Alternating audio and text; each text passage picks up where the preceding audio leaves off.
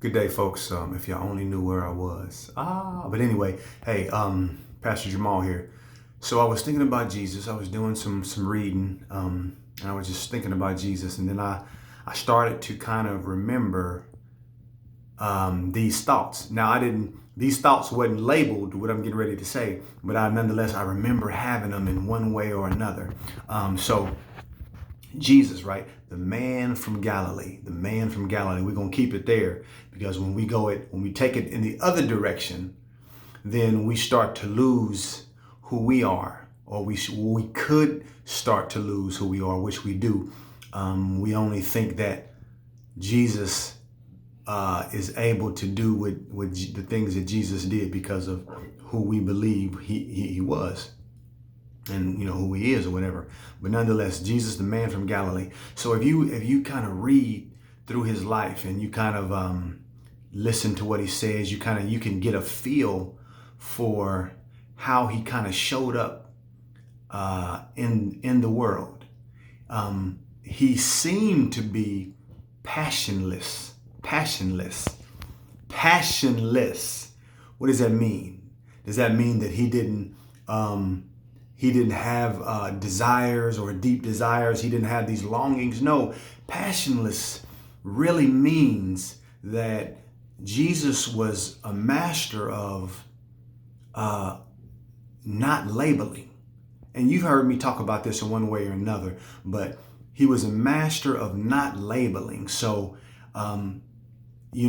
we tend to be excited about a lot of things. Nothing wrong with excitement, but there's something that excitement can trap you or can tie you to. What it does is, whatever you feel excited about, whatever you think is good, you can get tied to the good or to the bad of that thing. Now, Jesus was a master of not associating any emotion with things that regular men did. That was a learned behavior, though. So what am I saying? What is this all meaning or pointing to? We have a lot of things that we're going through. We have a lot of pains that we feel. We have a lot of things that even feel like God is messing with us. Sometimes if everything feels like a revolving door. But when we go through the things that we go through time and time again, the meat of that truth is really all about us moving out of passion, moving out of, an excited place that makes us easily label things. And you got to catch this, man. We have to allow the rigorousness of this continuation of trials, of valleys, of the hard moments. We have to realize they do produce something. The Bible talks about patience and what patience produces. Patience is good because it produces something. So when we are in these moments where we feel like there's no end in sight and it feels like it's a revolving door, there is something being produced. There is a passionlessness that God is trying to get you to walk in, because when you can start to see and act like your Father, there's nothing that surprises you. There's nothing that overwhelms your emotions to the point that they start to take the wheel or start to take control over things, And this is a real place, because once we can master, and once we do master the passionlessness thing, being able to move in this world undisturbed, unemotional to the point where we start to react.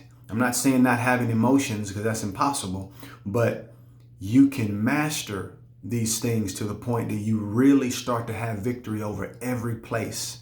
Your life, it spills over into others' lives, and it makes God really be able to move in you and to move through you, because there is an ultimate objective for this whole stuff. So hope it made sense, y'all. Hope it made sense. Just allow the moments that you struggle in, allow these hard times to produce what is being produced, because you better believe, because now, I'm getting to the point LaShaundra and I are getting to this point where the thing goes on so long, but then God shows up. God is always there.